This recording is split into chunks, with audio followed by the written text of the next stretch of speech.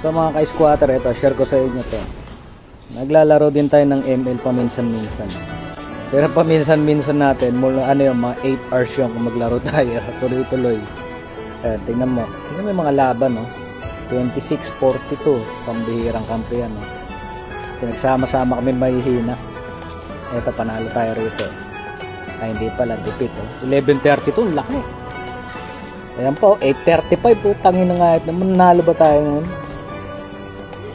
16-2. Ay, nanalo kami ron. Magbilisan lang yun, eh. Ito, nagnana ako, eh. 32-27. Grill 6.2, dipit na naman. Yuso 33.5, yan, panalo kami niyan. Laki ng gap, no? Ito, konti lang ang gap, kaya lang talo kami.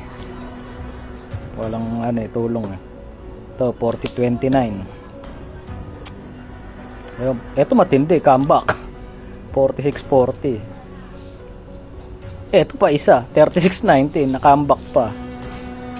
Hirap talaga pag mga kalaban mo puro kill lang. Tapos walang teamwork 'yon. Ayan pa, oh, comeback pa rin 'yon. Puro kill, eh. Ito 35-10, panalo tayo diyan. Ayun, talo tayo 33-40. Ayun, oh, ang laki. Ang laki ng ano, ang layo ng pagitan. Ayun, oh, 11-38. 22-51 mo, ginagawa kaming harbisan. Pambira. 30-25, comeback. Na-comeback.